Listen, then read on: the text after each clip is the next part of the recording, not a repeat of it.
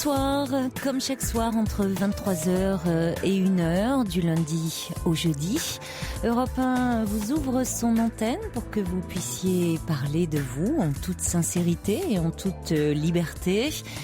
Échanger avec d'autres auditeurs en direct à l'antenne en appelant le 39 21 où vous serez accueillis par Julie et Assiba avec la complicité de Philippe Chartier qui réalise cette émission. Et vous pouvez également à tout moment nous faire part de vos commentaires par courriel sur le site europe1.fr, par SMS au 7 39 21 en commençant vos messages par le mot nuit ou également en nous appelant le 39 21. Reste ouvert jusqu'à 1h. Caroline Dublanche sur Europe 1.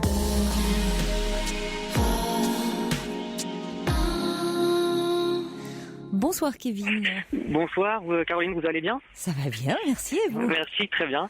Je suis content de vous avoir au téléphone, ça fait longtemps que je vous écoute et puis voilà, j'ai décidé d'appeler à tout hasard et puis je suis content d'être pris en ligne. Moi aussi, je suis contente de vous parler. Merci.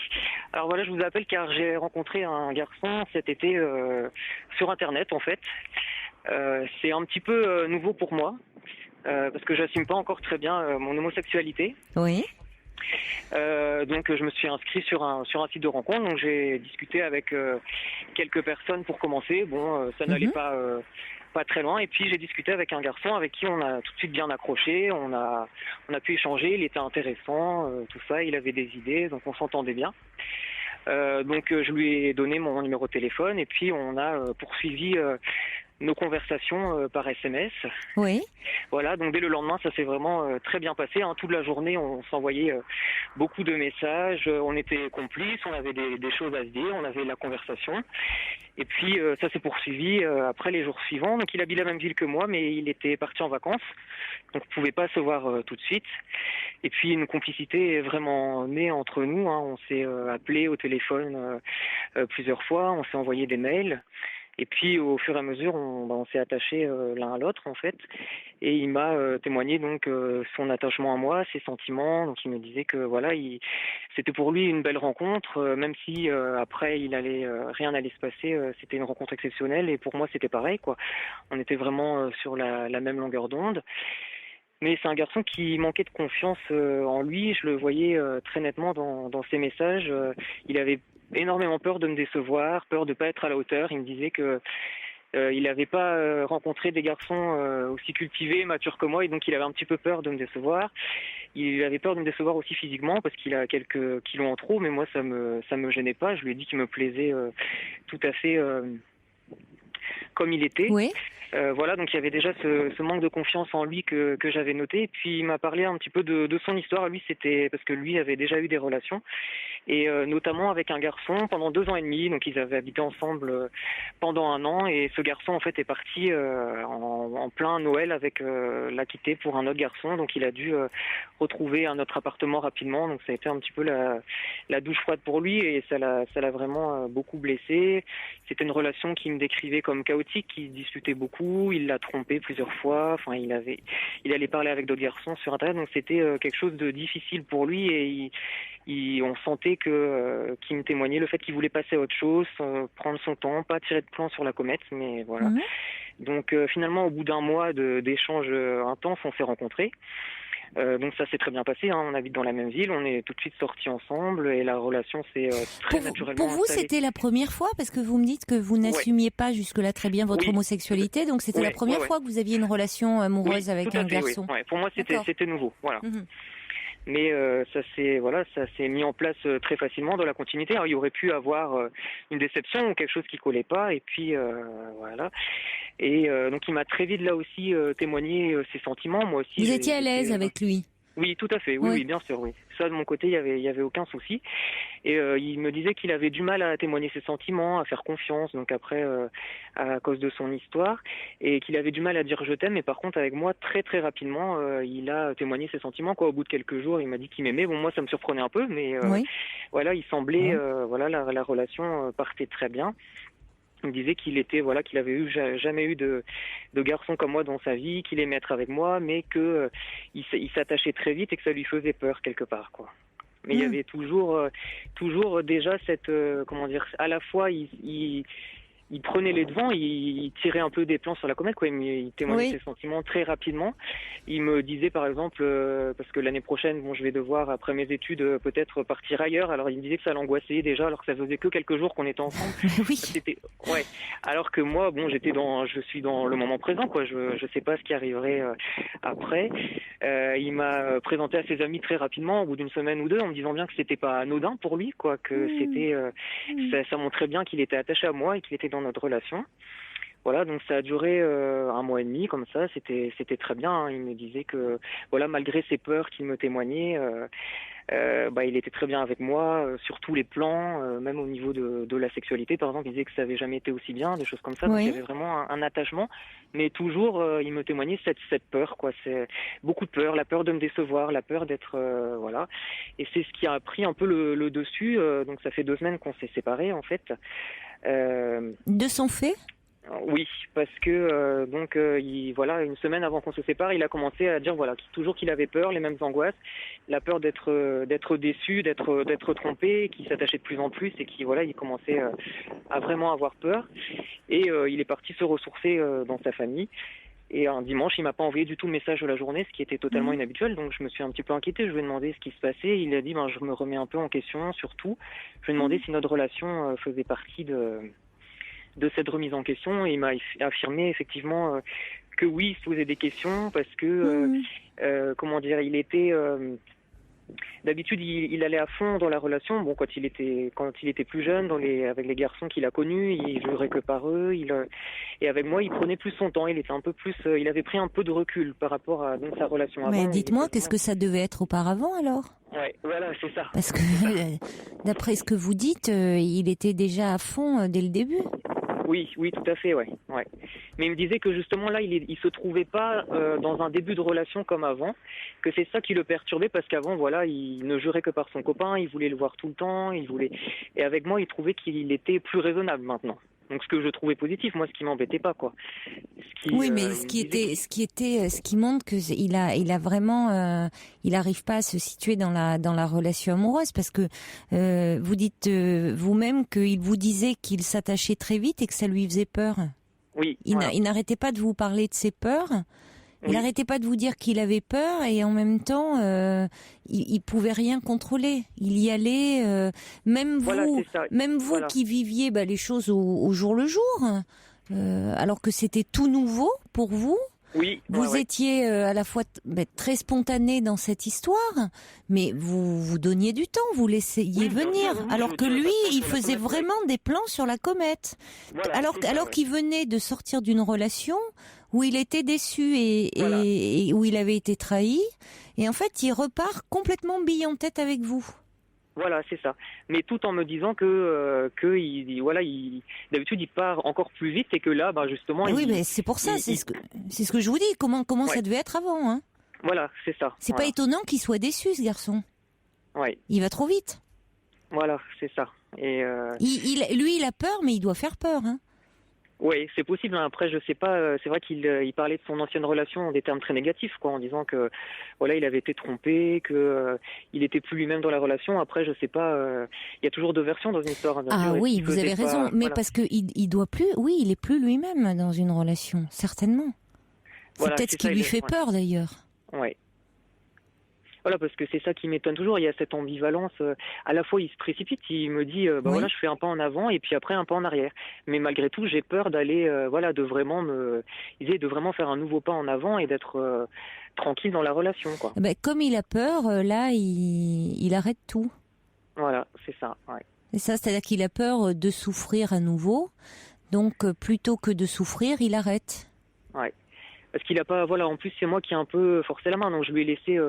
Je lui ai dit moi que je tenais à lui, que je l'aimais. Je lui ai laissé quelques jours. Je lui ai dit réfléchis quelques jours, et puis c'était dans son comportement, non, quelques jours sans avoir de tes nouvelles, ça va être trop dur. Donc on s'est vu 2 jours après. J'ai essayé qu'il m'explique un petit peu. Donc il m'a accueilli les bras ouverts, quoi, en disant qu'il était désolé. Et donc moi je lui ai bien témoigné mon attachement, que je comprenais qu'il puisse souffrir, que je comprenais qu'il puisse avoir peur. Mais après le lendemain, il est reparti dans ses doutes, et on s'est vu le surlendemain, et là par contre il avait totalement changé de d'attitude. Il m'a accueilli chez lui, il a même pas éteint la télé. C'était à moi de lui tirer les verres du nez et il faisait pas d'effort pour aller vers moi, quoi. C'était à moi de le secouer pour lui demander est-ce que effectivement notre relation, comme tu le pensais, était exceptionnelle. Est-ce qu'il y a quelque chose qui nous lie? Est-ce que le fait qu'on ait attendu un mois avant de se voir, pour moi, je lui dis, est-ce qu'il y a quelque chose entre nous ou pas d'après toi? Et il était incapable de me répondre, quoi. Il répondait plus, il me regardait plus. Enfin, voilà, quoi. Oui, il était désagréable. Il était fermé.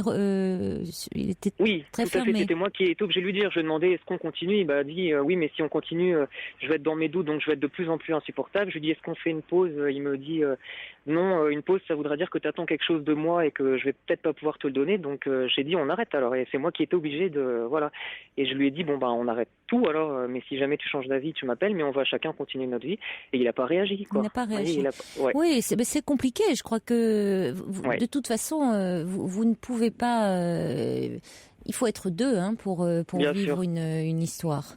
Ouais. Là, je trouve que vous avez fait preuve de beaucoup de maturité malgré votre jeune âge, parce que vous n'avez que 24 ans et une histoire qui était nouvelle pour vous. Enfin, c'est quelque chose. C'était une première expérience. Je vous trouve très mature dans votre façon d'en parler, parce que vraiment, non, mais c'est sincère.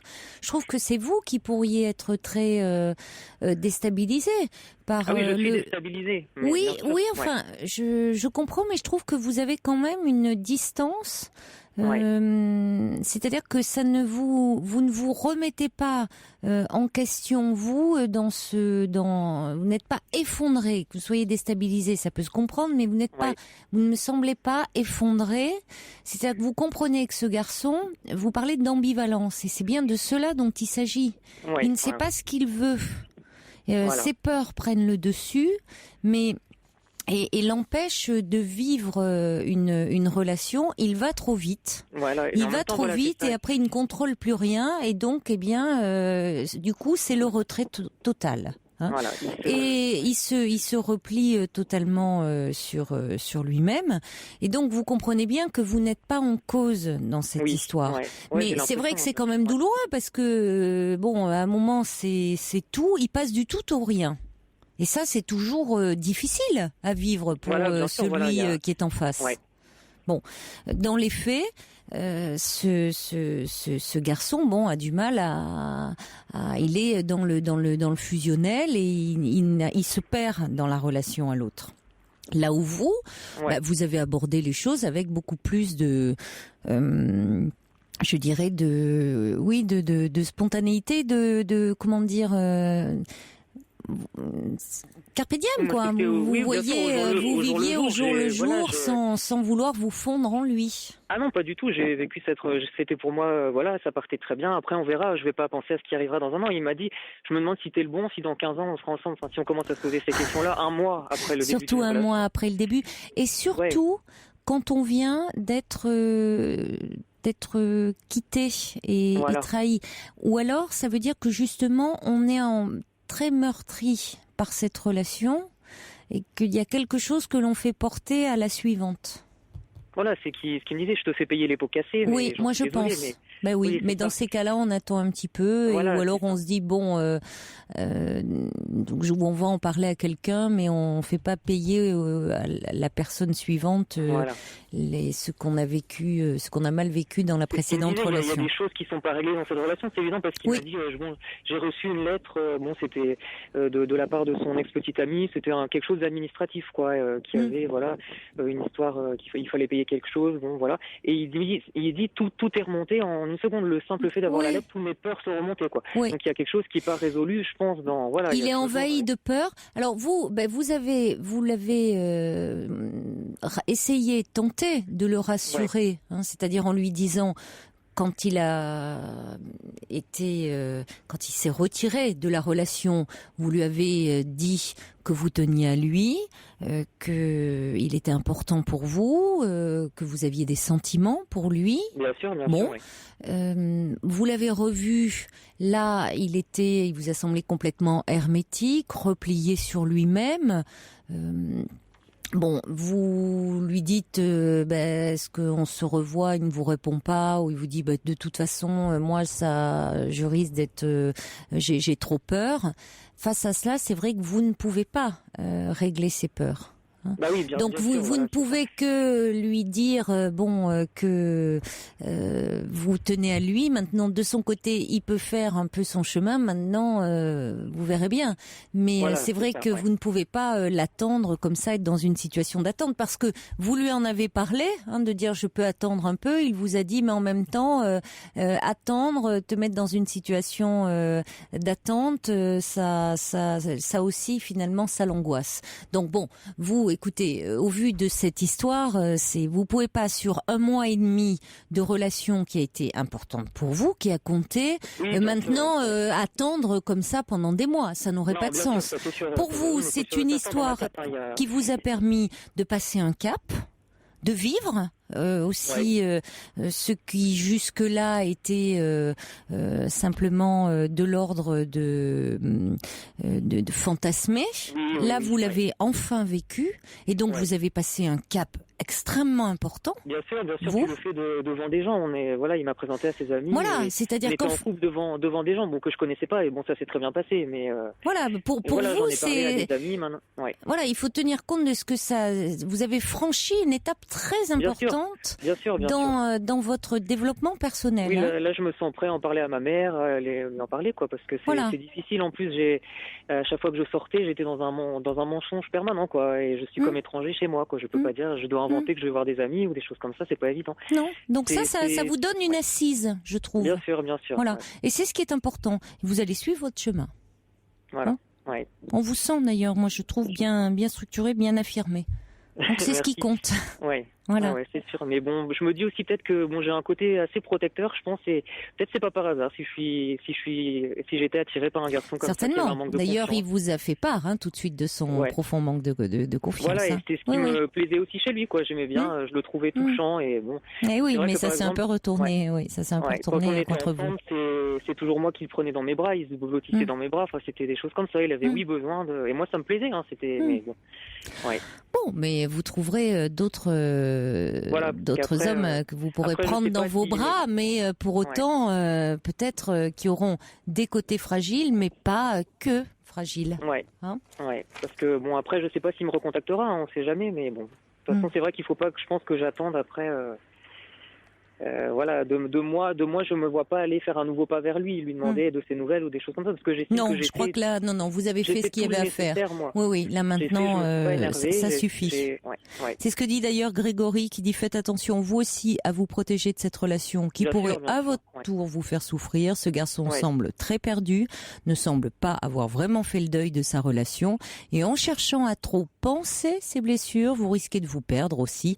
Si vous recherchez aujourd'hui à rationaliser ce qui se passe, cela semble compliqué en l'état. Il est lui-même incapable de savoir ce qui se joue en ce moment. Si vous l'aimez, faites-lui savoir que vous êtes là, vous l'avez fait, mais ne vous mouillez pas trop. Je crois que maintenant, la distance, et pensez à vous.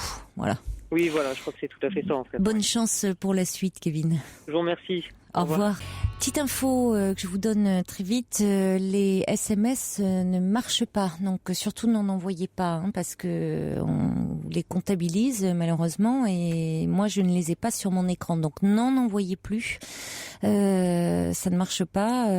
Je m'étonnais de ne pas en recevoir depuis le début de l'émission, mais bon, je disais que peut-être vous étiez un peu lent à la détente. Ce soir, ça peut arriver. Voilà, début de week-end. Enfin non, on n'est que jeudi soir. Non, ça ne marche pas. On a signalé au monsieur de l'astreinte. Si ça remarche d'ici 1 heure, je vous le signalerai. Mais pour le moment, surtout, non, n'envoyez plus, parce qu'ils vous sont comptabilisés quand même, je crois. Les courriels marchent, europe1.fr, et vous pouvez bien sûr appeler le 3921 si vous voulez réagir à un témoignage. On va accueillir Pascal. Bonsoir. Bonsoir. Bonsoir Pascal. Je vous remercie de me recevoir dans votre émission. Mais je vous en prie. Alors, moi, je vous appelle en fait parce que je suis dans une situation où je manque un peu de recul, où j'ai des choix à faire. Je dois m'affirmer dans ceci, et j'ai un peu de mal. Alors en fait, au niveau de la situation, je suis mariée depuis 12 ans. J'ai 2 enfants, j'ai 32 ans, et je pensais avoir un couple entre guillemets parfait, C'est-à-dire que malgré les difficultés, malgré les coups durs de la vie, on avait réussi à construire une famille, on avait un projet de vie commun. Et tout s'est effondré il y a un an, quand j'ai découvert qu'en fait mon mari m'avait trompée, était en train de me tromper, et était dans une relation avec une plus jeune femme que lui. Et voilà, donc après cette découverte sont passés beaucoup d'épisodes un peu compliqués, puisque j'ai essayé de me battre pour... moi j'étais prête à lui pardonner, j'étais prête à ne pas pulvériser ma famille. Et voilà, quelques mois après, le constat de ma part était qu'au final, il n'était pas clair dans ses choix. Et j'ai atteint un point de non-retour, en fait, une limite. Et j'ai lâché prise. Et en fait, ça s'était passé à peu près en février. Et début mars, m'a contacté l'ex-compagnon, en fait, de la maîtresse à mon mari. Qui m'a retrouvée. De l'année suivante? Non, de cette année. Tout ça s'est passé cette année, en fait. Oui, donc dans un temps très court. Dans un temps très court. C'est-à-dire qu'il y a un an, je découvrais que mon mari me trompait. Pendant 6 mois, ça a été très, très compliqué, très ambivalent. Entre des allers, des retours, beaucoup de souffrance. Et quand moi j'ai lâché prise, en fait, est entré dans ma vie de façon forte. Qu'est-ce que vous appelez lâcher prise? C'est-à-dire qu'en fait, il y a une situation très précise où mon mari était revenu, où il n'était pas clair, où il y avait beaucoup de mensonges. Et voilà, et j'ai déballé mes tripes, je lui ai dit que je ne pouvais plus accepter une relation triangulaire, que j'ai accepté au final... pensant le récupérer en fait quand même, et que je ne pouvais plus être dans cette polygamie là en fait. Et même par rapport à mon image de femme, j'étais face à une jeune femme que moi j'ai aussi sublimée, que j'ai idéalisée, et je me suis sentie et je me sens toujours extrêmement dévalorisée. Pourquoi? Parce qu'elle est plus jeune? Parce qu'elle est plus jeune, parce que elle a parce qu'elle est très belle, parce que... Vous la connaissez? En fait, non, je ne la connais pas. C'est une femme qui habitait assez loin et que mon mari a connue par relation professionnelle lors de stages dans une autre région, en fait. Alors, je vous ai interrompu. Donc, au moment où vous avez lâché prise, donc j'ai un peu de mal, mais on y reviendra. C'est-à-dire que fini par accepter... c'est ça, j'ai pas bien compris le sens du lâcher prise, mais bon, on y reviendra. C'est-à-dire accepter cette relation un peu triangulaire, c'est-à-dire accepter résigner finalement. J'ai accepter de vous battre, quoi. Accepter que ça soit comme ça, accepter, oui. Le mari de cette femme. Le fiancé, pardon, de cette femme vous a contacté. L'ex-fiancé, tout à fait. D'accord, elle n'était plus avec en fait, lui. elle l'a trompé avec mon mari. Lui l'a découvert et en fait, lui a arrêté tout de suite la relation, contrairement à moi. D'accord. Voilà. Oui, mais c'était plus simple peut-être pour lui. Il n'y avait pas d'engagement, pas d'enfant. Pas d'enfant. Et du coup, lui avait tourné la page et par curiosité, parce que voilà, il y avait des zones d'ombre, il m'a contacté. Que recherchait-il? Pardon? Que voulait-il en vous contactant? Je pense qu'il cherchait des réponses parce qu'à la base, la rupture qu'il a eue avec cette jeune femme a été très, très brutale et qu'il n'avait pas le fin mot de l'histoire. Donc, au final, voilà, il avait rencontré mon mari puisqu'il l'avait croisé, il l'avait croisé chez son ex-compagne. Et par la suite, en fait, il a cherché à me contacter. Il voulait en savoir un petit peu plus par votre intermédiaire. Exactement. Il vous a posé des questions. Il m'a posé des questions et moi aussi. En fait, je lui en ai posé. Oui, vous étiez curieux l'un et l'autre. Exactement. Vous vouliez en savoir plus sur cette femme et lui voulait en savoir plus sur votre mari. Tout à fait. Oui, donc finalement, l'un et l'autre, vous y trouviez un peu votre compte au départ à échanger comme ça, même si sur la situation de vos compagnons respectifs. Voilà, exactement. Et c'est vrai qu'en fait, à la base, ce n'était que cette démarche-là, et que en fait, la relation s'est transformée en relation amoureuse. Ah oui. Oui. Donc vous êtes rencontrés. Je sais pas. Oui, nous nous sommes rencontrés, malgré une différence de région, malgré un éloignement géographique. Je suis allée le voir. Et voilà, s'en sont suivi beaucoup de discussions. Et au final, en fait, au début, c'était mon mari et son ex-compagne qui étaient au centre de nos discussions. Et petit à petit, il n'en était plus du tout le moteur. C'est-à-dire que on s'est éloigné de cette problématique-là. Oui. Et la relation a dérivé vers autre chose. Oui, c'est-à-dire que ça a été progressif. Ce n'est pas quand vous avez vu cet homme, vous n'avez pas vous n'êtes pas tombée amoureuse de cet homme immédiatement. C'est au départ, vous parliez de votre mari, lui de son ex-fiancé, et puis petit à petit, vous avez parlé de vous. Voilà. Ça a dérivé vers des sujets de conversation plus intimes. C'est ça. Maintenant, ça s'est passé quand même sur un laps de temps pas très long. Mais voilà, moi j'étais très surprise puisque c'est lui en fait qui m'a avoué ses sentiments avant que même moi je me pose la question, même si en filigrane elle se posait un petit peu. Et voilà, donc depuis quelques mois on est dans une relation amoureuse très très claire. Et j'en suis maintenant au point de me demander, je me pose beaucoup de questions parce que mon mari entre-temps s'est séparé de cette femme. D'accord. De cette jeune femme.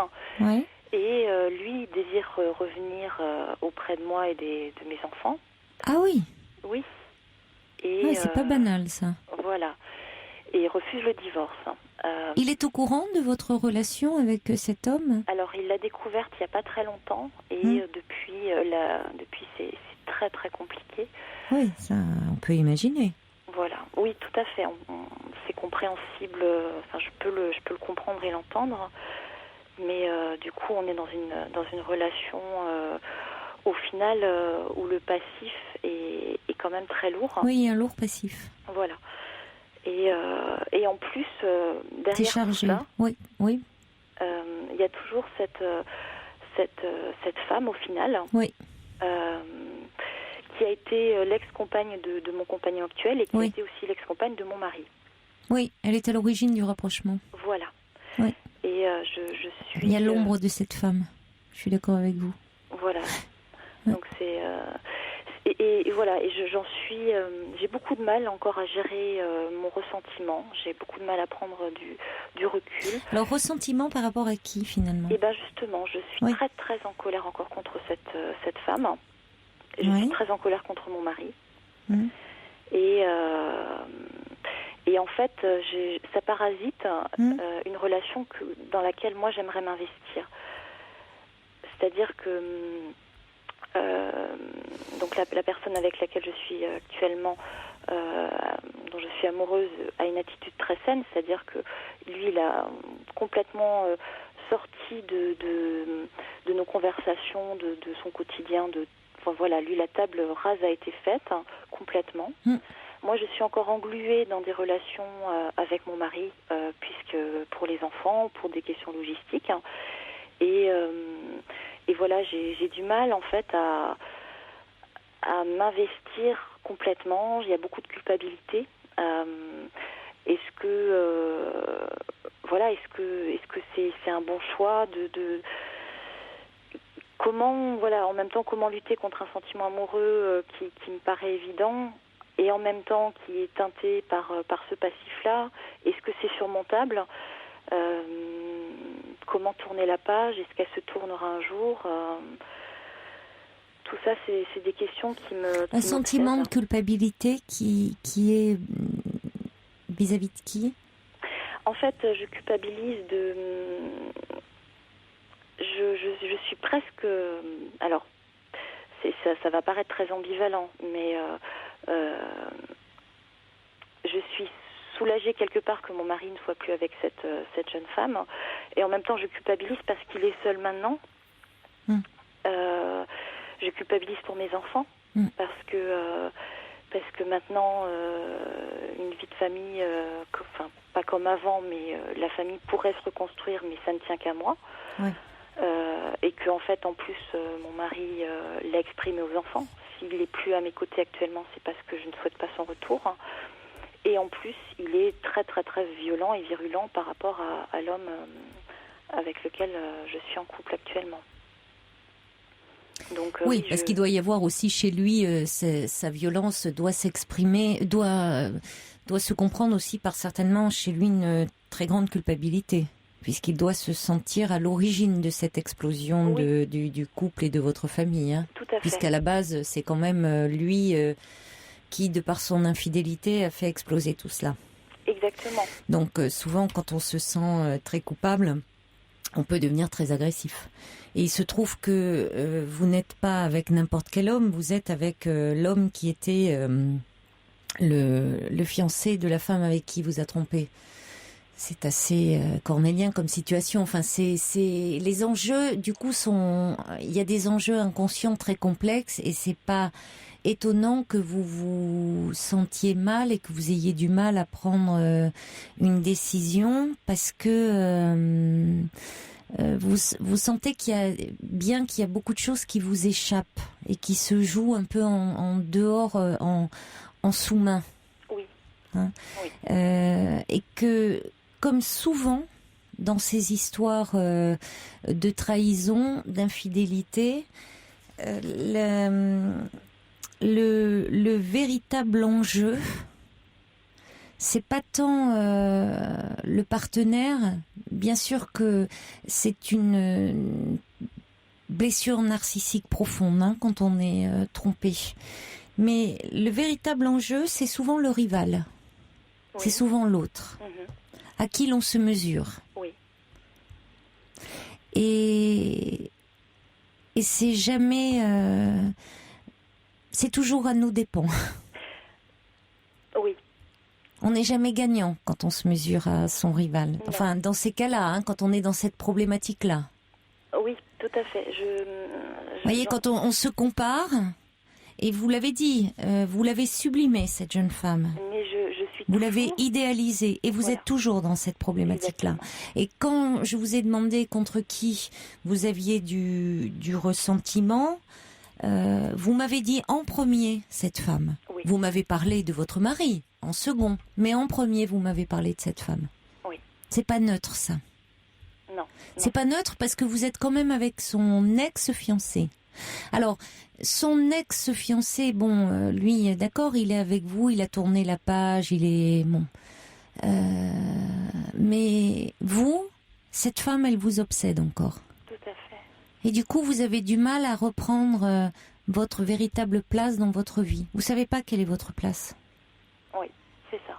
Parce que vous lui donnez une place beaucoup trop importante à cette femme. Vous savez plus quelle est la vôtre. Oui. Alors que vous avez le choix. Vous vous rendez compte ? Mais vous avez le choix, vous, Pascal. C'est très angoissant d'avoir le choix, je vous l'accorde. La liberté est angoissante. Hein ? Mais en même temps, vous pourriez vous retrouver complètement dans une situation terrible avec un mari qui part avec une femme beaucoup plus jeune que vous. Je rappelle quand même que vous avez 32 ans, hein, cela dit. On pourrait croire que, bon, voyez, parce que ça m'a fait sourire quand vous avez dit ça, oui. Qu'il était parti avec une très jeune femme. Donc je souligne quand même que vous avez... Oui. Comment ? Il était un peu plus âgé que moi. Oui, mais enfin, bon, je souligne que vous avez 32 ans, donc il n'y a pas péril en la demeure. Vous pourriez, finalement, cette histoire, vous retrouver très malheureuse, enfin être là.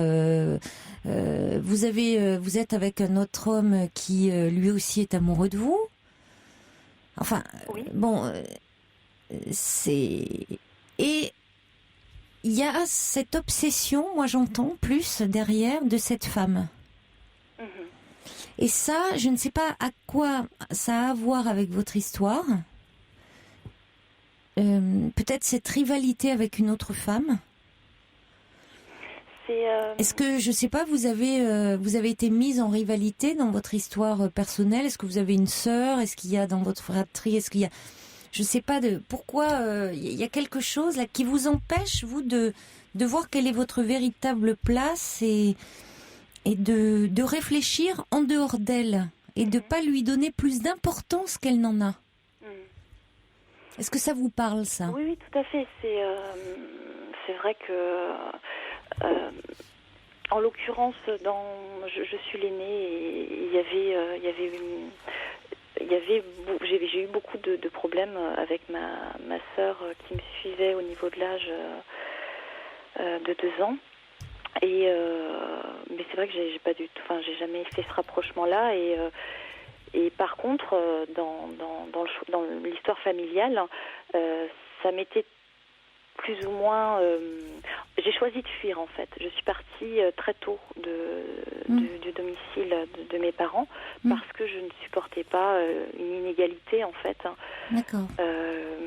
qui a été exprimée par la suite et reconnue. Mais voilà, en tant qu'adolescente, je ne le supportais plus et je suis partie. Et peut-être que je suis aussi face à ce choix de sortir complètement quitte à gâcher cette relation, parce qu'encore une fois, oui, vous parlez d'obsession, c'est tout à fait ça. Je suis dans cette obsession et j'arrive pas. J'avais beaucoup j'étais quelqu'un de stable, j'avais de bonnes relations sociales, amicales, affectives, et c'est vrai que quelque part toute cette histoire m'a complètement ébranlée et que cette personne incarne en fait l'origine. Enfin, je l'ai investi de tout ce dont j'arrive plus à accéder à l'heure actuelle. Mais vous l'apparez, j'ai l'impression, de toutes les qualités. Oui, tout à fait. Mais oui, vous l'idéalisez, vous la sublimez et vous dépréciez, vous dévalorisez. Mais parce que je me dis aussi que voilà, après... Oui. Mais est-ce que c'était le cas dans la relation quand vous dites vous étiez l'aîné, vous étiez très en difficulté avec votre sœur qui avait 2 ans de moins? Alors, est-ce que comment vos parents se comportaient-ils vis-à-vis de vous et vis-à-vis de votre sœur? C'est-à-dire que ma sœur était très féminine, était très... c'était c'est une très jolie fille. Oui. Et moi j'avais des soucis j'étais anorexique. J'étais hospitalisée, j'ai eu ces soucis-là. Je les ai toujours en filigrane, c'est-à-dire que c'est quelque chose qui est géré à l'heure actuelle, mais qui reste sensible. Oui. Voilà, et c'est vrai que mes parents ont toujours exprimé une inégalité dans le traitement, c'est-à-dire que mes choix n'étaient jamais les bons, mes amis n'étaient jamais les bons, mon choix de mariage n'était pas le bon, mes enfants n'étaient pas élevés correctement, et ça a continué jusqu'à un moment donné où il y a aussi une rupture, et les choses se sont apaisées avec le temps, reprennent un petit peu leur place, mais ça a été douloureux, oui. Oui, il y a quelque chose qui reste douloureux, Pascal. Oui. Ce sentiment d'injustice que vous avez éprouvé, cette comparaison qui était à vos dépens entre votre sœur et vous, ça fait parfois la trame du malheur ordinaire, hein. Et ça peut ressurgir à la faveur d'événements de vie, comme peut-être celui que vous êtes en train de vivre actuellement. Oui. Ce que vous revivez aussi comme une injustice, et c'est pas rien non plus parce que vous avez quitté très tôt la famille pour construire aussi la vôtre, ce couple. Vous avez dit aussi que vous pensiez avoir un couple parfait. Et je comprends d'autant mieux à quel point c'était important pour vous d'investir le couple et la famille. Oui. Hein, Oui, tout à fait. Bon. Et donc une sorte de c'était prouvé que j'étais capable de faire quelque chose de bien. Bien sûr. Et donc là, c'est un effondrement. Ça vous, c'est forcément terrible pour vous. Ça vous ébranle intérieurement. Oui. Donc cette infidélité, elle vient vraiment, elle vous fragilise beaucoup. Donc ça fait remonter des choses aussi très très douloureuses. Et vous projetez beaucoup sur cette autre femme, cette rivale. Il y a aussi toute cette enfance et toutes ces comparaisons que faisaient vos parents avec votre autre sœur. Donc aujourd'hui, vous avez le sentiment dans votre vie d'être face à une impasse. Et peut-être de prendre justement des décisions, de vous trouver dans une impasse, de pas arriver à choisir pour votre vie. Et tant mieux, j'ai envie de dire, que vous n'ayez pas pris jusqu'à présent des décisions hâtives, parce que quand on est comme ça trop bouleversé, trop en difficulté, trop en souffrance, on ne prend jamais les bonnes décisions. Oui. Donc moi je pense vraiment, au vu de ce que vous me dites et au vu de votre histoire personnelle et de tous ces enjeux qu'il y a, que ça serait bien quand même d'avoir quelques séances pour démêler un petit peu tout ça. Oui.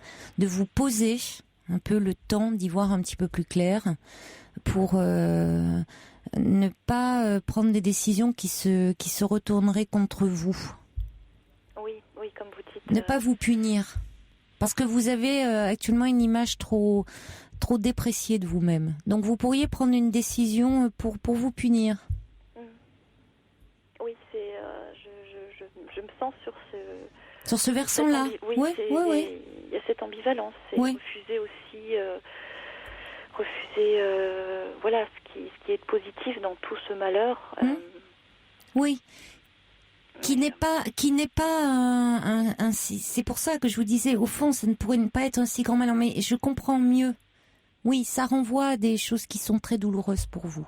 Oui. Donc, ça mérite d'être travaillé et que vous alliez en parler. D'accord. Vraiment. Bien.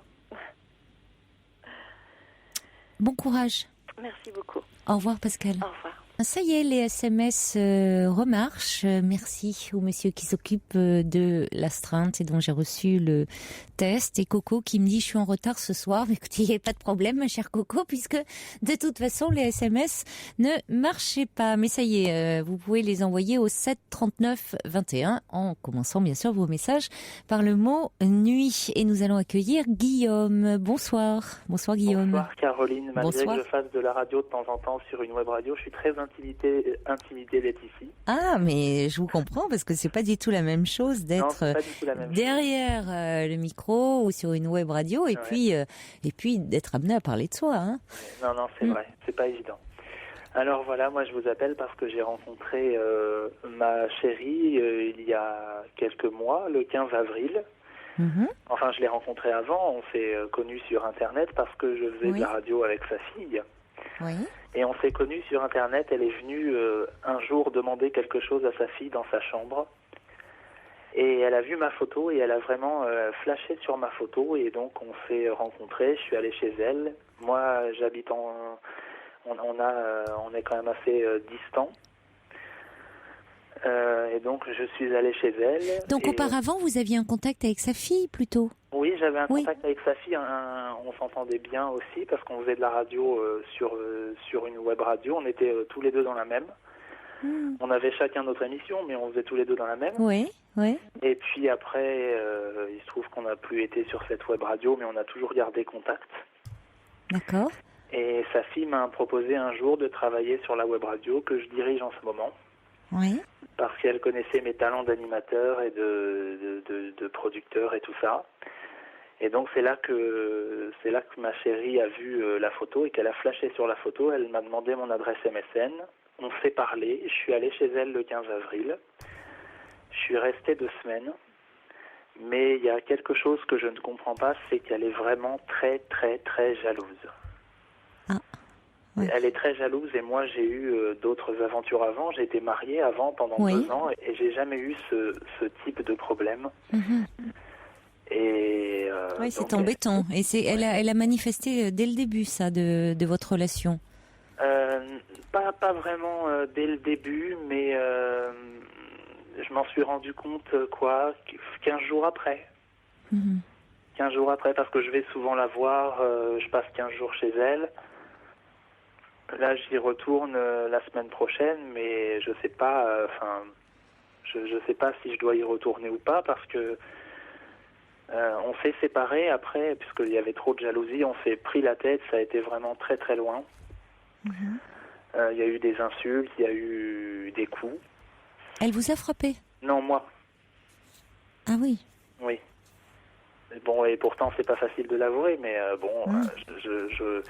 j'assume ce que je fais, donc je le dis. Mais parce qu'elle... Pourquoi? Parce qu'elle vous pousse à bout Oui, le problème, c'est que voilà, elle pousse à bout, et bon, au bout d'un moment...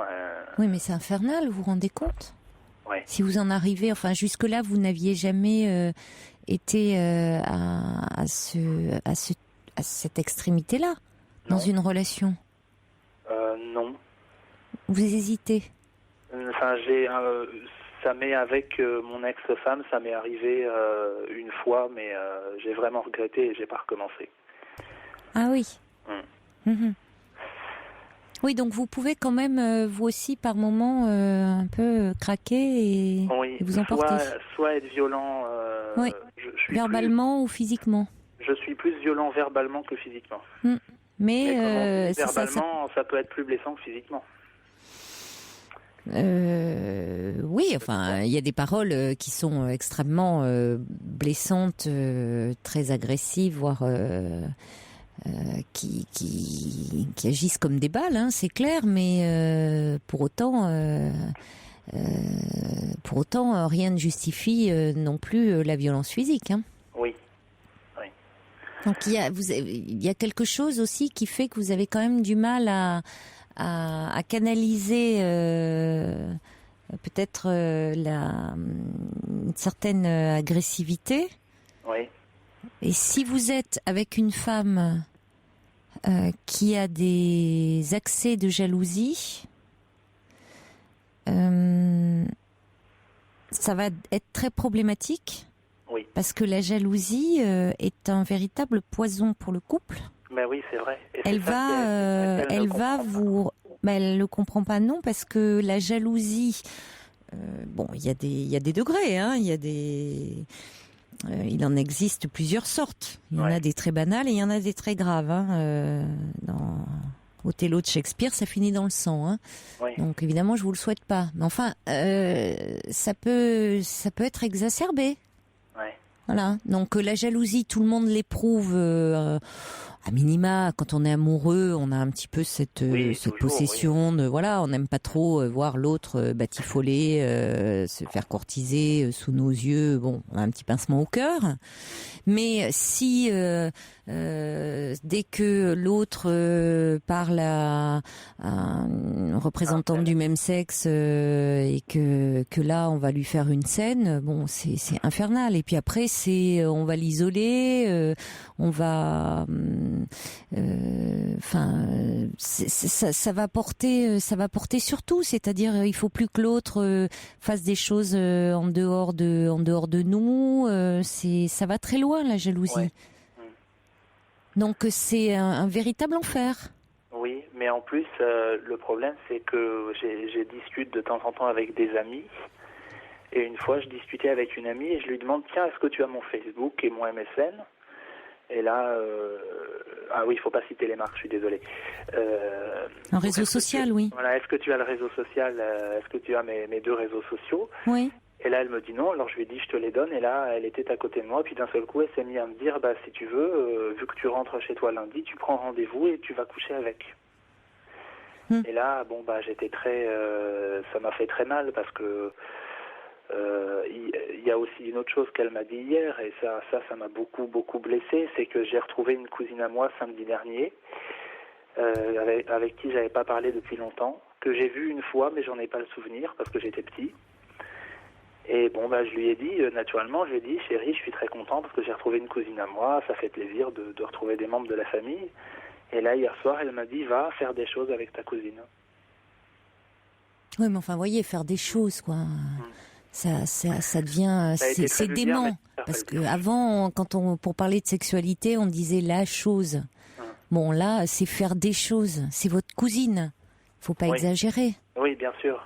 Bon, là, ça devient, c'est de la parano. Oui. Vous vous préparez un véritable enfer. C'est-à-dire que soit je crois qu'il est important d'en parler très clairement, puisque vous êtes au début de la relation, hein, Guillaume, et de lui dire c'est pas possible. Enfin, déjà vous avez franchi un stade en criant, en vous renvoyant des paroles vraiment très dures aux oreilles. En lui tapant dessus. Bon, il y a déjà une spirale de la violence. Bon, donc à un moment, il faut pas dans une situation où elle vous agresse, elle, par sa jalousie, mais à un moment où vous vous retrouvez seuls tous les deux en disant bon, il y a quelque chose qui ne va pas dans notre relation. C'est cette jalousie. Moi, ça m'oppresse. Il faut qu'on puisse en parler parce que je ne vais pas supporter. Comme ça, il faut lui dire que vous tenez à elle. Elle le sait que je tiens à elle. Oui, mais lui dire que vous tenez à elle, que vous n'envisagez pas de quoi que ce soit de la tromper. Non, maintenant qu'il y a certainement quelque chose en elle qui fait qu'elle doute d'elle. Parce que le problème, c'est donner à des jaloux des gages de fidélité, ça sert à rien, ça les calme en aucune manière, parce que c'est pas le présent qui est en cause. C'est ils ont un problème. Ils ont souvent un manque d'estime d'eux-mêmes. Soit elle va pouvoir l'entendre, comprendre que c'est pas vous qui êtes en cause, il va falloir lui dire avec bienveillance, mais lui dire que elle manque de confiance en elle et du coup elle voit toutes les autres femmes comme des rivales, que elle a besoin d'être rassurée, de comprendre pourquoi elle est aussi mal comme ça. Pourquoi elle manque autant de confiance en elle? Pourquoi elle se rend malheureuse?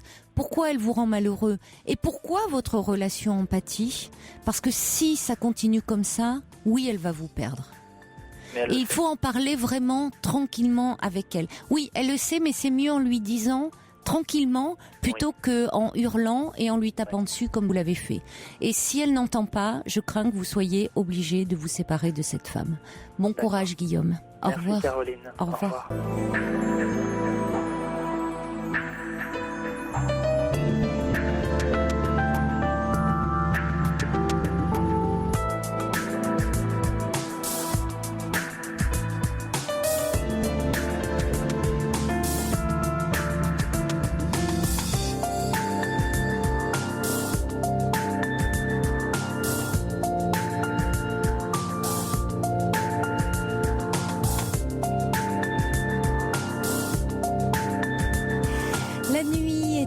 Sur Europe 1 jusqu'à 1h. Vous pouvez appeler le 39 21 pour nous parler de vous, de votre vie, pour dialoguer en direct avec d'autres auditeurs. Vous pouvez également réagir à tout ce que vous entendez à l'antenne par SMS au 7 39 21 en commençant vos messages par le mot nuit. Un petit message qui arrive justement pour Guillaume qui nous parlait de sa compagne qui était très jalouse et qui dit: je vous communique mon soutien ayant vécu avec une femme jalouse maladive. Ma vie était un véritable enfer, alors prenez les bonnes décisions. Et puis vous pouvez également nous envoyer vos courriels sur le site europe1.fr. Alors Aude voulait revenir sur le témoignage de Pascal qui était assez perdu dans sa vie actuellement puisque sa situation était assez complexe. Son mari l'avait trompée, elle l'avait finalement été contactée par l'ex-fiancé de la femme en question. Elle était finalement tombée amoureuse de cet homme, et alors que son mari n'était plus avec sa maîtresse, Pascal restait obsédé par l'image de cette femme et avait beaucoup de mal à prendre une décision, revenir avec son mari parce que celui-ci le souhaite, poursuivre la relation avec l'ex-fiancé de l'autre femme. Bon, elle se posait beaucoup de questions et Aude dit, cette jeune femme que vous sublimez tant, souvenez-vous qu'elle vous a peut-être pris votre mari dans un premier temps, mais qu'à présent, vous avez récupéré non seulement votre mari, mais encore son ex-fiancé. C'est vers vous, tel que vous êtes, qu'ils se tournent. C'est vous, Pascal, qui leur plaisez. Alors, reprenez confiance. Oui, c'est là. Pascal ne réalise pas qu'elle a beaucoup d'atouts dans son jeu. Et malheureusement, c'est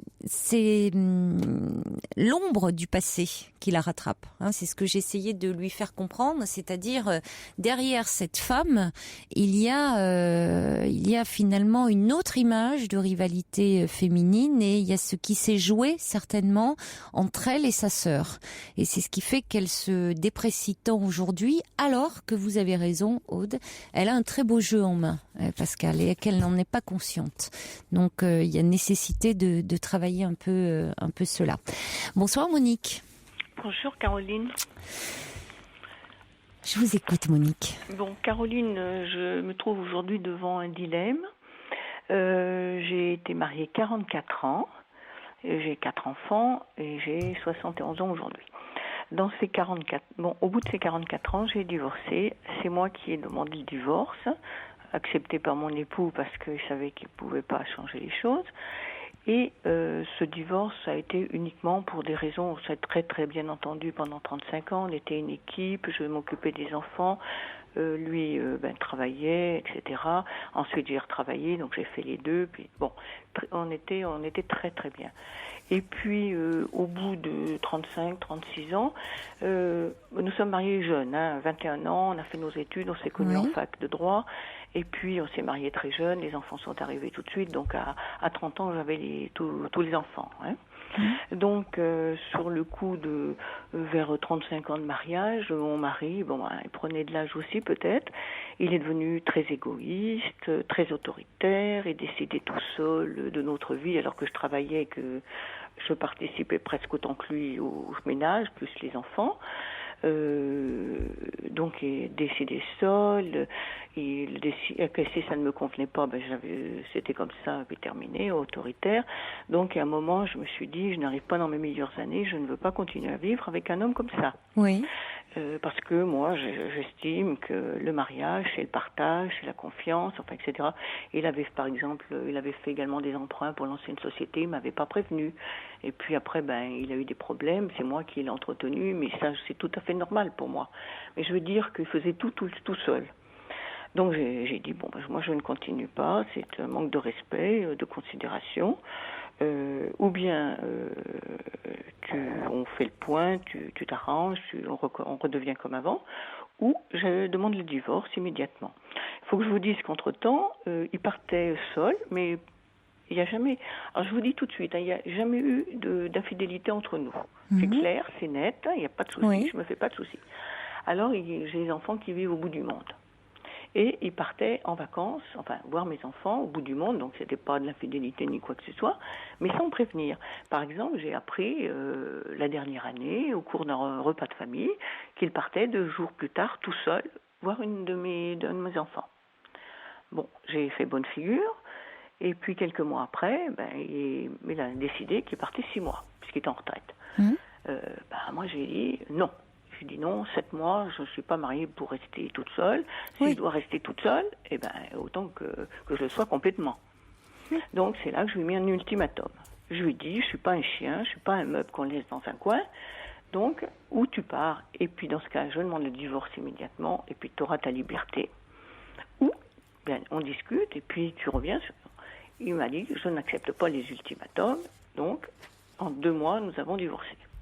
Oui. Hein? Donc je dois vous dire que c'est un homme érudit, cultivé, qui est assez, qui a de la prestance, vous voyez, c'est quelqu'un que j'aimais beaucoup.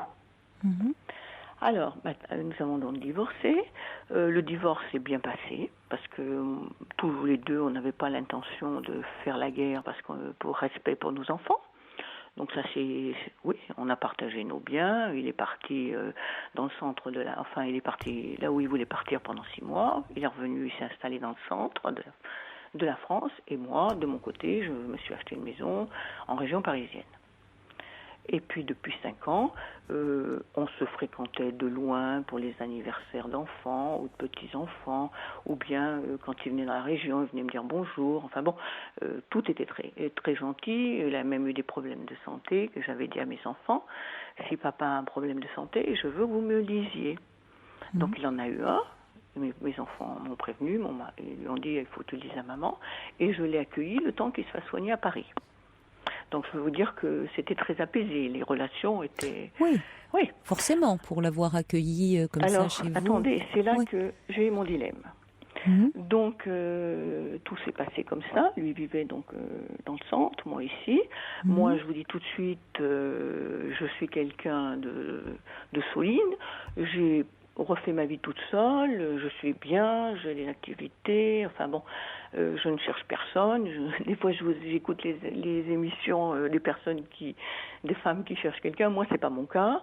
Je suis très bien toute seule, je fais ce que je veux. Enfin bon, mais ça vient peut-être du fait que je me suis mariée très jeune et que j'ai pas eu de jeunesse entre guillemets. Et voilà, il y a 1 mois et demi, il m'appelle et il me dit.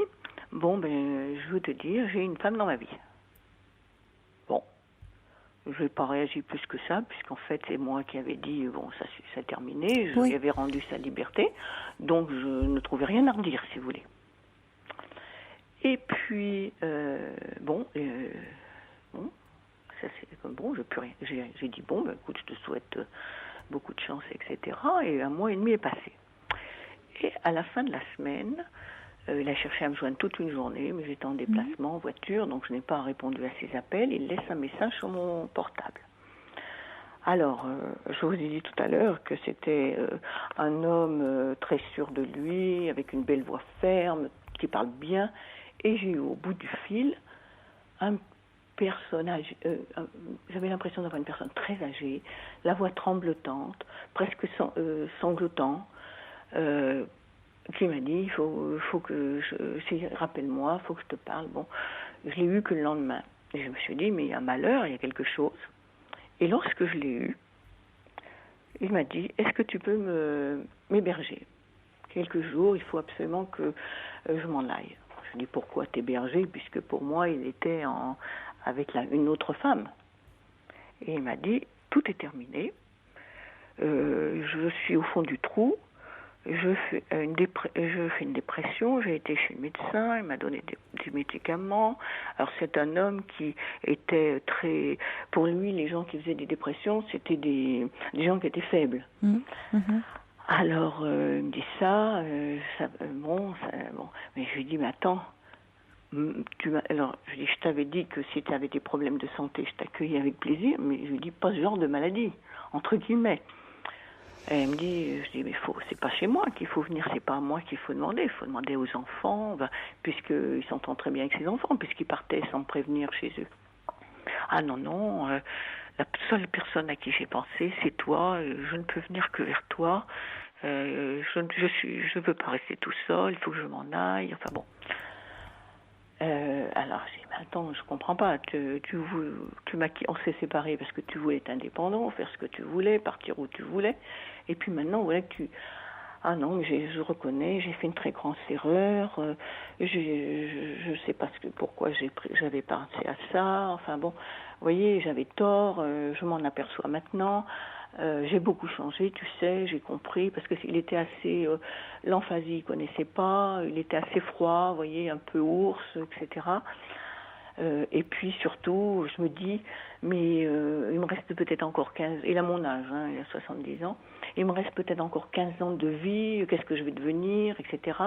Mais je lui dis, mais tout ça, je te l'ai dit, quand on s'est séparés, que tu n'as pas voulu parler avec moi, je t'ai dit, mais attention, il y a le présent, mais il y a l'avenir. Et il n'arrêtait pas de dire, quand on s'est séparés, oh, mais moi, je ne suis pas un homme du passé, je ne regarde pas derrière moi, je suis un homme du futur, il faut regarder devant soi, il faut avancer.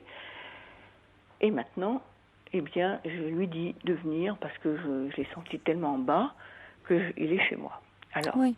Je vous appelle parce que je ne sais pas si j'ai bien fait. Je ne sais pas qu'est-ce que ça va devenir, parce que, bon, là, une relation d'un mois et demi, qui le laisse dans un état pareil, alors que nos 44 ans ne l'avaient pas mis dans un état pareil. Je ne sais pas, moi j'ai ma petite idée sur pourquoi, je voudrais que vous me donniez votre sentiment. Oui, dites-moi. Ben, pour moi, apparemment, bon, je vous dis, il était mon premier homme et j'ai été sa première femme, forcément, on avait 18 ans. Puis à l'époque, c'était pas... Et j'avais déjà vu, au mois de mai, il était passé chez moi, comme ça, me dire bonjour, et j'avais déjà ressenti qu'il ressentait la solitude. Il était parti dans le centre de la France, parce qu'il est originaire là-bas, c'était merveilleux, la campagne, machin, tout ça, un bled de 300 habitants. J'avais dit, mais il avait toujours voyagé dans le monde entier, enfin bon, je lui ai dit, mais non, c'est merveilleux, j'irai aux champignons, bon. Et puis, quand il est venu au mois de mai, moi, j'ai senti qu'il commençait à me dire, ah ben oui, mais tu sais, pour aller au cinéma, machin, j'ai dit, tiens, il commence à faiblir. Et je me demande si alors, la question que je me pose, ce gros choc qu'il a là, parce que pour moi, c'est même un choc pour moi, parce que vraiment, c'est pas le...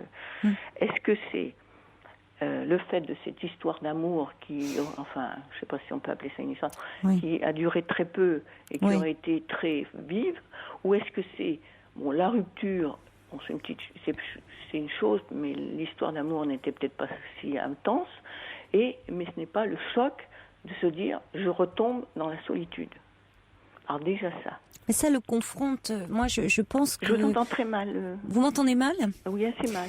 Alors, on va lever le son un petit peu plus. Oui, ça le confronte, je pense, peut-être que cette séparation... Alors, je comprends que vous interrogiez, vous dites comment une histoire d'un mois et demi... Même pas, parce que... Oui, enfin bon, un mois, peu importe, quelques semaines, le plonge... Vraiment commune, oui. Le plonge dans un désarroi tel, alors que vous avez vécu 44 ans ensemble et qu'il semblait apparemment accepter cette séparation sans trop d'état d'âme. Je dis bien semblait, parce que il faut toujours se méfier des apparences. Non, mais Caroline, semblait, vous avez raison, parce que il a eu des réactions. D'ailleurs, tout le monde disait il est à côté de... il mettait tout à la poubelle. Je suis allée récupérer dans la poubelle les albums de famille, de photos, enfin, etc. Puis je vous dis, il était euphorique, il disait, oh mais moi je regarde le futur, enfin, etc. Oui, bon, donc, c'était une apparence, je pense. Enfin, on peut le penser, mais... parce que pour qu'il soit il vous parle, hein, il parle de dépression. Ah, mais puis donc, alors pour un homme, c'est de cette trempe, de cette envergure qui justement n'exprimait pas ses sentiments, qui avait du mal, qui avait une certaine, qui était plutôt, semble-t-il, assez orgueilleux, assez directif, assez un peu autoritaire, très orgueilleux, très fier, donc très fier, pouvoir dire comme ça, je suis en dépression. Ça ne doit pas être simple pour lui. Donc quand vous me demandez si vous avez bien fait de l'accueillir, moi je ne peux que vous répondre oui, vous avez bien fait de vous fier à ce qui vous semblait bon à ce moment-là de faire, parce que vous lui avez dit, d'ailleurs, vous avez dit pour des problèmes de santé que vous seriez là. Autrefois, je l'ai été pour d'autres problèmes, mais là c'est un problème de santé particulier. Eh oui, mais c'en est un. Un chagrin d'amour. Non. Je suis son ex-femme. Oui, alors c'est pour ça que vous avez réagi de façon un petit peu agressive en disant pas ce genre de maladie, parce que C'était pas agressif, je dis comme je vous un petit peu, parce que, oui, mais ça se justifiait, ça se justifiait par le fait, vous dites, tiens, il a une dépression parce que cette femme le laisse tomber. C'est plus complexe. C'est plus complexe que ça. Oui. Et en plus, c'est lui qui a rompu. Oui, c'est plus complexe que ça. C'est plus complexe que ça. Dites-moi. Mais on vient d'en parler. Je pense que il y a cette solitude, il y a cette séparation où il a peut-être par fierté, par orgueil, dit eu l'air de l'accepter. Vous parlez de la nôtre. De votre séparation, oui, bien sûr. Oui. Non, mais je vais vous dire aussi, nous étions un ménage, tout le monde est tombé des nues quand ils ont su qu'on divorçait, parce que c'est vrai qu'on faisait une bonne équipe. Et tout le monde me disait, mais il reviendra parce que vous êtes c'est trop fort entre vous, quoi. Il y a trop d'atomes. Et bon, moi, je pensais aussi que ça arriverait, mais je pensais pas sous cette forme-là. Vous voyez, le retour, je l'attendais pas du tout sous cette forme-là, moi. Oui, parce que vous êtes forcément déstabilisé, parce que vous trouvez, vous le dites d'ailleurs, un homme qui est au bout du fil, quelqu'un d'autre. Une voix chevrotante, Oui, parce qu'il était en pleurs. Comment ? C'est quelqu'un qui était en pleurs. Peut-être pas, mais je ne comprenais pas. En tout cas, une voix chevrotante vous dit un peu en sanglots. Ça évoque quelqu'un qui est en sanglots. Oui, mais c'est aussi c'est un homme qui vacille et qui peut vaciller. Non, mais je comprends. Mais j'ai senti que c'est là que je me suis dit c'est grave. Enfin, c'est grave. C'est pas une dépression, ça peut être grave, oui. Bon, mais un homme peut. Alors évidemment, on vous sent on sent vous êtes quelqu'un qui avait beaucoup de caractère. Oui. Ça sent. Oui. D'ailleurs, écoutez, pour divorcer après 44 ans, pour dire je ne veux plus de. Voilà, vous dites que je ne veux pas de cette vie. Mais je ne veux pas de cette vie. Je lui ai même dit je t'aimerais, je te rencontrerai. J'étais toujours amoureuse de lui. Je le suis toujours. Je vous le dis franchement. Vous l'êtes toujours, oui. Oui. Et je lui ai dit je te rencontrerai actuellement. Je serai amoureuse de toi, mais je ne t'épouserai pas avec le comportement que tu as. Mais là, j'étais mariée, donc c'était... Non, mais moi, je trouve que, en même temps, chapeau, c'est un compliment, quand je vous dis que vous avez beaucoup de caractère. On me dit toujours que je suis trop blanche ou trop noire. Effectivement, moi, c'est blanc ou c'est noir, c'est pas entre deux chaises. Il y a des gens qui restent entre deux chaises. Moi, non. Alors, c'est là où moi, je nuancerai un petit peu, parce que la vie, c'est pas blanc ou noir. Mais je sais. Mais je le sais, vous le dites des fois, je vous entends le dire. Oui, je trouve que c'est pas aussi tranchant. Alors là, je vous rejoins. Il y a des choses qu'on ne peut pas accepter. Et après tout, si vous étiez malheureuse, si vous êtes plus heureuse maintenant, c'est ce qui compte. Maintenant, je pense que ce qui risque d'être un peu compliqué pour vous, c'est d'avoir cette image de votre mari différente. Cet homme, justement, cette image, d'un homme très, comme vous dites, très érudit, très cultivé, ce qu'il est toujours, d'ailleurs, même si pour le moment il est assez effondré, très sûr de lui, très bon, et qui pour le moment vacille, il vacille, il va avoir besoin de vous. Oui, mais il m'a dit, je lui ai encore dit, mais va chez les enfants, puisqu'il s'entend très bien avec nos enfants, puisqu'elle y allait. Non, je ne veux pas. Et il a dit à personne qu'il est chez moi. Il veut être chez moi et c'est tout, il veut pas le dire. Personne ne sait qu'il est chez moi, là. Il va avoir besoin de vous et que vous l'entouriez, voilà. C'est ce que j'ai l'intention de faire, d'ailleurs, je lui dis. Je lui dis, mais je ne voudrais pas, moi, en faire les freins directement, parce que... De quelle façon ? Comment ? De quelle façon ? Si, par exemple, il restera, je lui dis, tu resteras le temps qu'il faut, Mais, c'est pareil. Je vais vous dire, maintenant, il m'a dit, j'ai un point à régler, il me faut absolument une compagne, même s'il faut que je vende la maison que j'ai dans le centre, j'irai n'importe où, mais il faut que j'ai une compagne. Et donc c'est ça son idée fixe, il faut qu'il trouve quelqu'un pour plus être seul. Alors qu'il oui, mais vous avez peut-être... mais moi, j'ai peur qu'il Monique, veuille que ce soit moi la compagne qui... Donc, et alors, et pourquoi pas? Non, parce qu'il m'a dit à plusieurs reprises, donc il regrettait, qu'il avait beaucoup changé. Mais oui, mais c'est possible. Cette dépression peut aussi le changer. Mais bon, pourquoi les choses seraient figées? La preuve, vous découvrez un autre aspect de sa personnalité. Parce qu'il est malade, parce qu'il est malheureux. Ben justement, vous découvrez aussi peut-être ce roc est en train de s'effriter. Oui, mais une fois qu'il aura repris... Et alors? Parfois, on reprend et différemment. Peut-être que votre couple aussi a traversé une grosse crise et que de cette crise, il peut en sortir quelque chose de nouveau et de différent. Parce qu'il m'a dit à plusieurs fois, déjà au moins depuis qu'il est là et même au téléphone l'autre jour, on a encore beaucoup de choses à faire ensemble. Oui, c'est possible. Oui, et c'est peut-être aussi ce qui vous...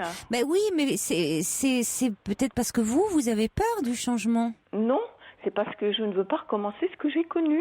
Et mais donc, oui, mais parce que vous restez dans le côté ça ne peut pas changer. Je savais à cet âge-là, moi je me demande si quand on a été autoritaire. Mais la preuve, lui, il est en train de vaciller, votre roc. Oui, mais il est malade, donc il est prêt. Il est malade, il est en souffrance, hein. Il est prêt à tout pour. Monique, il est en souffrance. Je sais, mais c'est pour ça que je l'ai pris. Ça ne veut pas dire forcément qu'il est malade. Voilà. Non. Déjà. Alors. Et puis, ne le figez pas, ne l'enfermez pas dans quelque chose, parce que là, attention, hein, c'est vous qui êtes un peu raide là, hein, de dire ça peut pas évoluer. Donc si vous l'enfermez comme ça, c'est clair que si vous enfermez, si vous figez la relation, rien n'évoluera. Non, quand il est arrivé, je lui dis, écoute, je sais que ça va pas, bon, etc. Mais tu es là dans ma maison en ami. Il faut pas te mettre en tête que si on reprend une vie commune. Ah oui, bon, ben ça, oui, bon, ben là, vous fermez toutes les portes. Non, je ferme pas les portes. Mais moi, nous sommes séparés parce qu'il n'a pas voulu te faire concession, il voulait être seul et tout. Et maintenant, il réapparaît dans ma vie. Je n'ai pas envie que cette vie, qui maintenant est plutôt meilleure pour moi que celle que j'ai vécue les dernières années, recommence. C'est ça qui me fait un petit peu peur. Donc je me dis, est-ce que ça va pas avoir des répercussions sur moi finalement de l'avoir. Vous vous protégez. Oui. Bon, vous protégez, c'est une chose. Dans une coquille c'est une façon que vous avez de vous protéger. Ça peut se comprendre. Oui. Hein.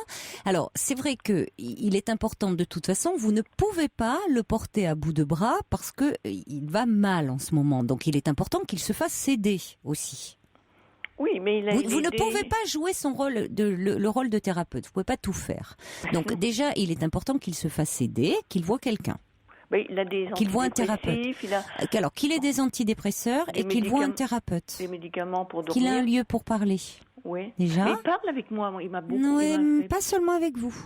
Ah oui, mais ça, il ne voudra pas y aller. Ouais, bon, c'est bien dommage. Non.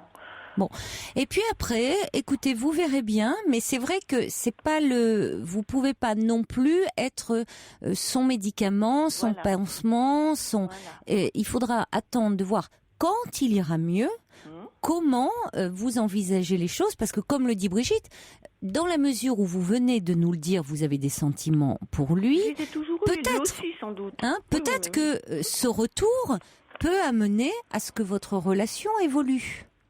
Oui, mais je voudrais pas être in fine.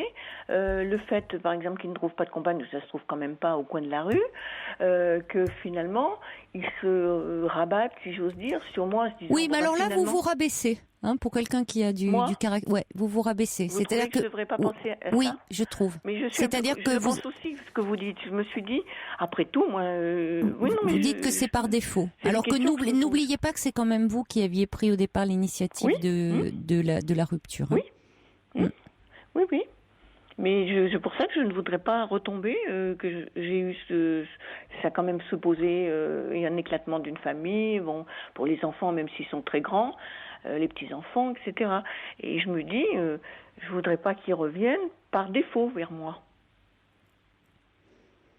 comment interpréter le fait Mais que parce c'est vers que moi qu'il justement, soit venu? non, mais parce que vous êtes son socle, c'est ce que dit le subversif, vous formiez une belle équipe, hein, dont une partie Oui, de mais on l'a l'équilibre formé très reposait bonne, on en et était sur très votre bonne. estime de vous et sur son estime de lui.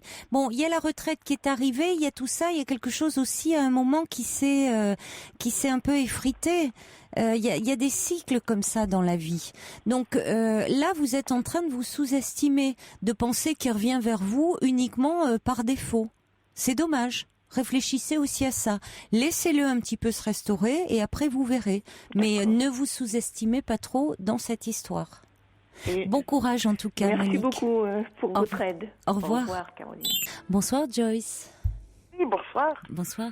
Ah bah écoutez, je suis surprise parce que je m'attendais pas à ce que vous me preniez aussi vite. Ah mais oui, ça peut arriver. Hein. Vous appelez le Bah 3921 et on vous rappelle. Alors je précise voilà. d'ailleurs, hein, c'est vous appelez le 3921, vous laissez votre numéro de téléphone et après on vous rappelle. Voilà. Ben voilà, c'est ce qui s'est passé ce soir. Donc moi je vous appelle parce que voilà, je voulais vous parler d'une chose, c'est que donc dimanche, il va y avoir l'anniversaire d'un de mes petits-fils Mhm. et je ne veux pas y aller. Ah bon, pourquoi? Parce que on est une famille recomposée. Oui. Donc mon petit-fils, celui-là dont je vous parle, Antoine, Oui. c'est comment vous dire, c'est le petit-fils de mon mari. Oui, forcément. Voilà, mais c'est pas mon petit-fils à moi, bien que je l'aime de tout mon cœur. Ah d'accord, c'est pas votre petit-fils à vous. Voilà. Oui. Non, on est une famille recomposée. Oui. Donc mon mari et moi, nous avons 2 petits-fils. Mhm. Donc j'en ai un moi de mon côté, Mhm. et il y a Antoine de l'autre côté. Mhm. Et là, ça fait, il va avoir 2 ans. Hein. Oui. Donc déjà l'année dernière, pour ses 1 an, on est arrivé pour ses 1 an. Oui. Et voilà, mon mari est tout seul, Mhm. de sa famille est tout seul. Donc quand il est arrivé là-bas, Oui. et voilà, il y avait uniquement que la famille de son ex-femme. Oui. Voilà, donc on était là, comme une, comment vous dire, je me suis sentie mais mal, très très mal, très très mal. Donc je vous dis ça, il est né le 14, hein. Antoine est né le 14 octobre, et je me suis sentie très très mal. Et puis là, voilà, donc dimanche, normalement, on est invité, et j'ai dit à mon mari, je dis, écoute, non, moi, j'y vais pas. Mais J'y vais qu'est-ce pas. qu'il en dit, votre mari? Alors lui, il me dit, écoute, moi, j'essaye de faire tout pour que tout le monde soit bien, Ah oui. pour que tout le monde, voilà. Bah lui, il doit se sentir encore plus mal de se retrouver qu'avec la famille de son ex-femme. Voilà. Et puis Ça doit pas être simple pour lui. Enfin, ça dépend voilà. les relations qu'il a avec son ex-femme, vous me direz. Il est bien avec son ex-femme? Absolument pas. Oui. En plus. Oui, parce que bon, il Absolument pourrait pas, avoir mais- de bonnes relations avec son ex-femme. Mais... Absolument. D'accord, donc c'est pas vraiment le cas. Non, c'est Donc pas il le doit cas. se sentir pas très à l'aise et il serait, du coup, il aimerait mieux que vous soyez présente. Oui, mais Au l'année moins, dernière, vous seriez deux. voilà. Mais l'année dernière, j'étais présente. Oui. Donc j'ai fait l'effort. Oui. J'y suis allée. J'ai fait le sourire. Oui. J'ai participé. Mais donc il y aura c'est le fils ou la fille de votre mari? C'est la fille de mon mari. C'est la fille de votre mari, donc avec son mari. Donc il y a déjà le mari, lui, il a rien à voir dans cette histoire. Voilà. Et puis le mari de la fille, lui, il s'en fiche un peu de tout ça. Lui, ce qui compte, c'est que l'anniversaire. J'ai pas compris là ce que vous disiez. Le mari de la, on s'y perd. Le mari de la fille là. Oui. Le père du petit garçon, il s'en fiche lui un petit peu. Ouais. Il est un peu en dehors lui aussi de tout ça.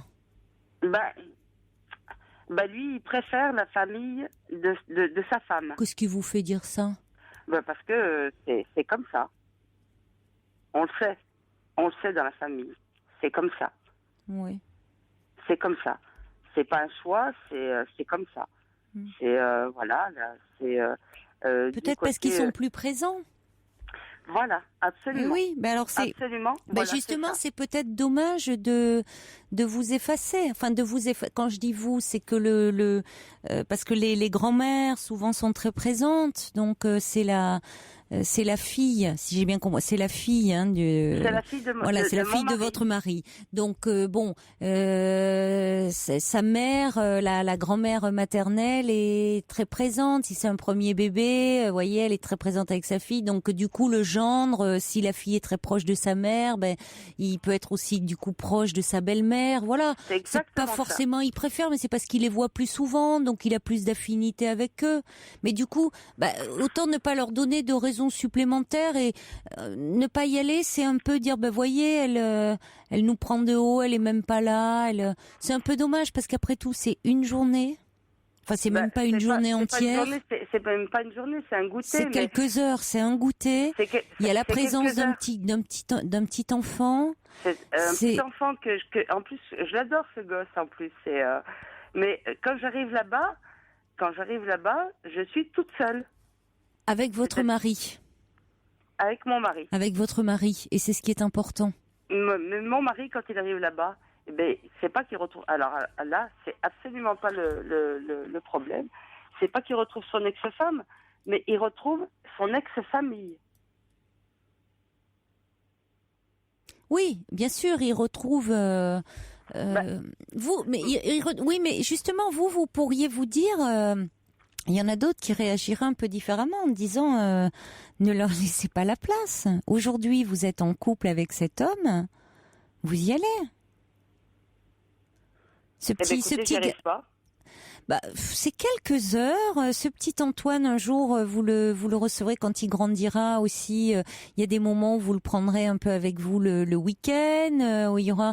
Enfin, c'est quelques heures, c'est un goûter, c'est l'occasion. Ça sera plus simple aussi quand il va grandir, parce que là, pour le moment, il est encore. Déjà, l'année dernière, il n'avait qu'un an, donc un an, c'est encore bébé. Ouais. Il est très dépendant de sa maman et de son papa. Là, 2 ans, c'est déjà très malicieux, ça fait plein de facéties. Enfin, c'est très drôle, c'est très. Vous voyez, ça va être un petit peu le petit roi de la fête là. Il va être amusant, il va y avoir des pitreries. Enfin, il va mettre de l'ambiance déjà, beaucoup plus qu'à 1 an. Vous voyez, un an, ça reste encore un peu le bébé collé à sa maman. Ce que je voulais vous demander, c'est, moi, je me sens pas à mon aise. Mais j'ai bien compris, mais ça passe un peu de. Faut vous dire, pourquoi vous n'avez pas votre place? Vous avez votre place? Non. Si. Non. Ah écoutez, c'est parce que vous voulez pas vous donner cette place-là, mais vous êtes la nouvelle compagne du grand-père. Bon. Oui, il m'appelle. Vous n'êtes pas invité? Comment? Il m'appelle Mémé. Qui vous appelle Mémé? Antoine. Oui, voilà. Donc vous êtes. Il m'appelle Mémé, il appelle mon mari, il l'appelle Pépé. Et justement, la grand-mère maternelle, elle a un compagnon? Oui. Voilà, donc c'est d'autant plus. Vous voyez, ça serait peut-être plus gênant pour vous si la grand-mère maternelle de son côté était seule. C'est vrai qu'il y aura un déséquilibre, mais c'est même pas le cas. Le problème, c'est que quand on arrive là-bas, Antoine, ne nous connaissant pas beaucoup, il va uniquement que vers sa mamie. Mais il est petit jusqu'à présent. Absolument. Donc ça va changer, ça. C'est Absolument. normal. Il est petit, mais en grandissant, les choses vont évoluer. Et justement, moins vous irez vers lui, moins vous le verrez, plus vous entretiendrez ce lien où il ira vers les grands-parents, du côté maternel. Donc c'est pas judicieux. Voilà. Écoutez. J'aime beaucoup ce que vous me dites parce que je ne sais pas comment agir là. C'est-à-dire que ça suppose de vous dire que vous avez votre place en tant que compagne du grand-père. par rapport à cet enfant, par rapport à sa fille aussi, parce qu'après tout, les parents sont séparés, mais elle est grande, elle voit sa mère aussi en couple aujourd'hui. Alors après, vous n'êtes pas effectivement obligé de vous aimer, mais vous pouvez avoir des rapports cordiaux par rapport à ce petit garçon, justement. Et puis parce qu'il est important de nouer des relations et pour lui et parce qu'il est important pour lui qu'il ait des relations avec ses grands-parents. Absolument. Et de pas céder trop le terrain justement aux autres grands-parents. Mais vous me dites une chose qui me semble logique, mais en même temps, j'y arrive pas. Comment vous dire, j'arrive pas à me dire... Oui, mais j'entends bien. Mais comme vous dites, c'est quelques heures quand même le temps d'un goûter. Donc je pense que ça vaut la peine. Ah oui? Même si moi je me sens mal.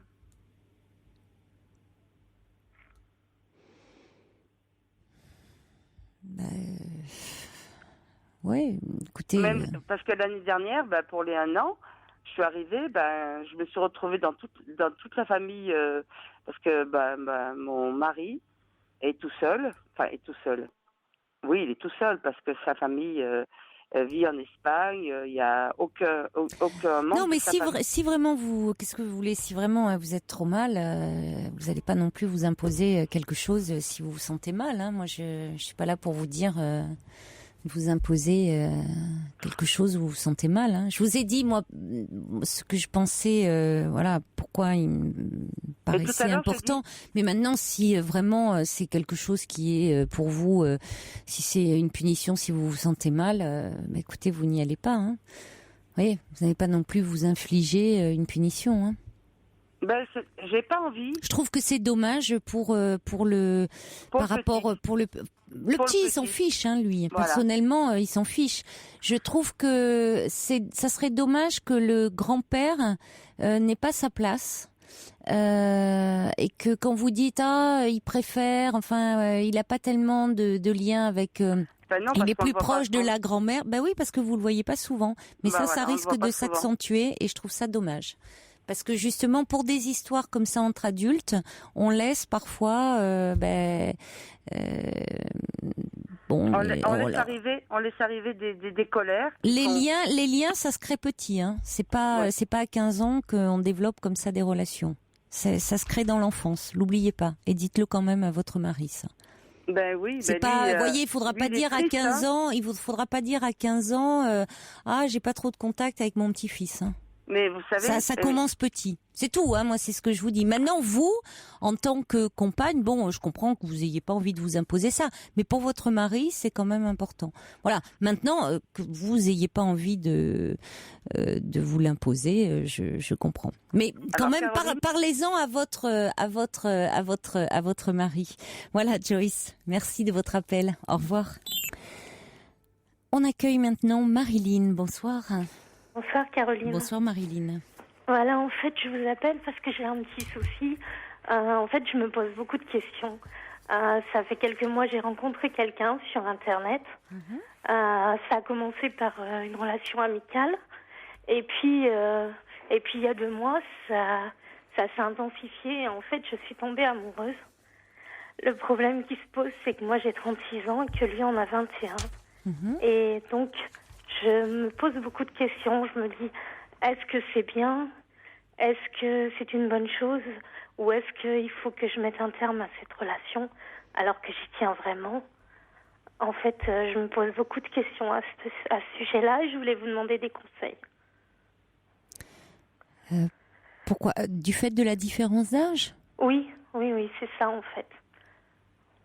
Ouais. Parce qu'en fait, c'est vrai que quand c'est un homme qui rencontre une femme plus jeune, on se pose pas la question. Oui. Mais quand c'est une femme qui rencontre quelqu'un de plus jeune, on a tendance à les gens en général se disent tout de suite, celle-là, c'est une garce ou ce genre de choses. Oui. Non, mais moi, c'est pas tant ça qui me pose problème, parce que attendez, c'est pas un adolescent. Il a 21 ans, il est adulte. Mais c'est le fait que ça ne fait que 2 mois que vous vous connaissez. Si je comprends, vous ne vous êtes pas rencontrés. Non. Et vous m'en parlez en déjà, fait, vous êtes amoureuse. Oui, disons qu'en fait, c'est sa personnalité qui me plaît chez lui. C'est un tout, en fait. C'est un peu le problème, parce que justement, c'est un tout, mais ce tout que vous connaissez uniquement via Internet. Oui, pour le moment, oui. Et oui. Et en fait, ça fait quelques mois déjà qu'on se connaît, qu'on se côtoie, qu'on se parle. Mais là, ça fait vraiment 2 mois. Comment vous connaissez-vous? Je connais un peu sa vie, connais la mienne. Ouais. Mais c'est vrai que... Mais uniquement en vous parlant comme ça? Oui, ouais. Ouais. Pour le moment, ouais. Oui, mais alors vous tombez amoureuse de quelqu'un que vous n'avez pas encore rencontré. Ça pose davantage question. Oui. Parce que vous êtes quand même dans un fantasme beaucoup.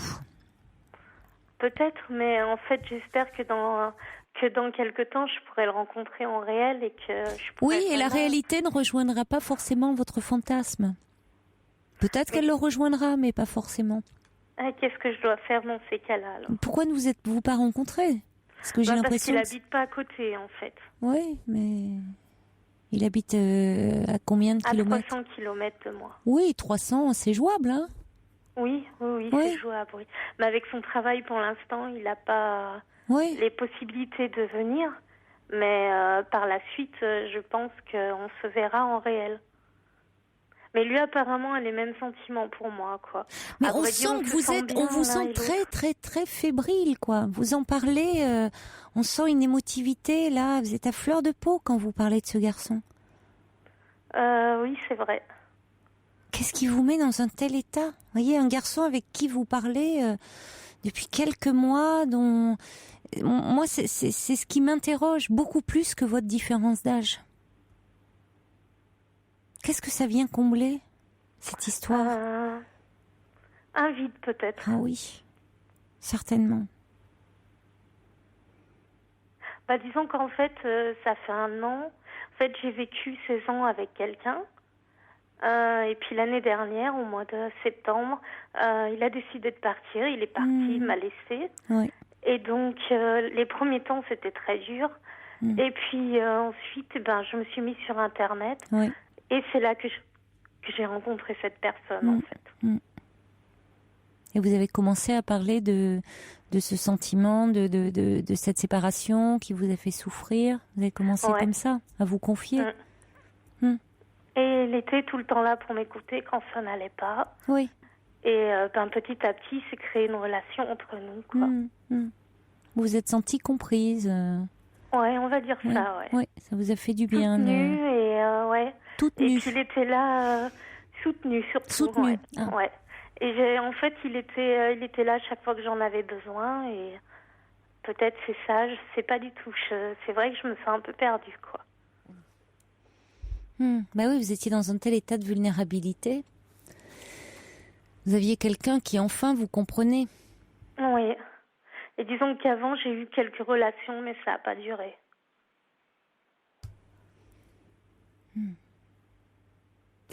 Oui, alors il y a un côté rassurant dans cette relation aussi, sortant de cette histoire où vous avez été quittés, où, comme vous dites, il y a enfin un homme qui là vous écoute, vous comprend, vous soutient, et qui en même temps est pas trop dangereux. Parce qu'il est à distance. Oui, peut-être. Bon, pour le moment, il risque pas de vous laisser, là. Surtout que j'ai vécu quand même 16 ans avec la personne. Et oui. Au bout de 16 ans, c'est quand même dur une séparation. Comment? Bien sûr. Et c'est vrai que j'ai eu beaucoup de mal à m'en remettre.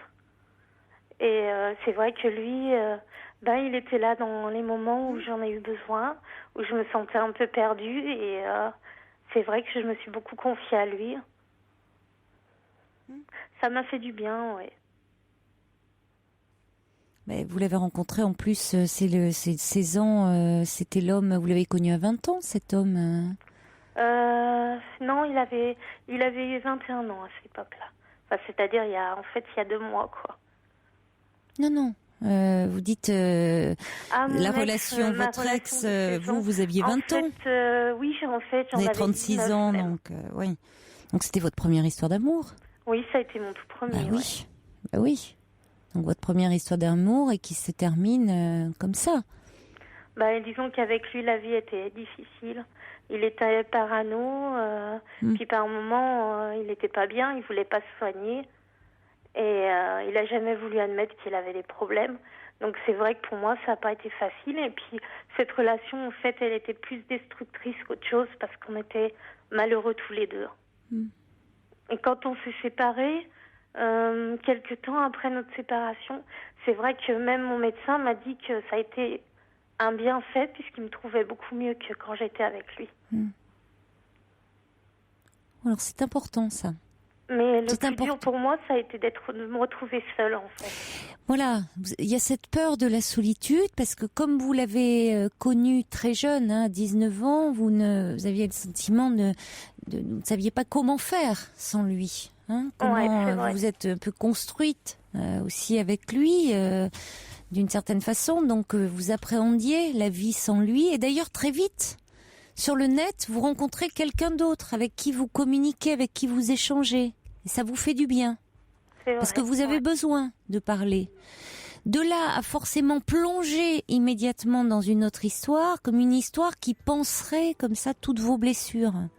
Je ne sais pas si c'est la meilleure chose qui puisse vous arriver. Parce que il y a beaucoup d'attentes du coup dans cet homme-là un peu qui viendrait vous réparer, vous restaurer. Cet homme qui, comme par hasard, a un peu l'âge que vous aviez à 2 ans près quand vous avez vécu votre première histoire d'amour. Je pense que de cette histoire qui a été importante pour vous, cette première histoire d'amour, il faudrait que vous en parliez un peu pour vous reconstruire, prendre le temps de vous reconstruire, Marilyn. Parce que ça me paraît important, de façon à envisager l'avenir plus sereinement. D'accord. Ça me paraît plus important. Ouais. Bon courage à vous. Au revoir. Je vous remercie. Au revoir.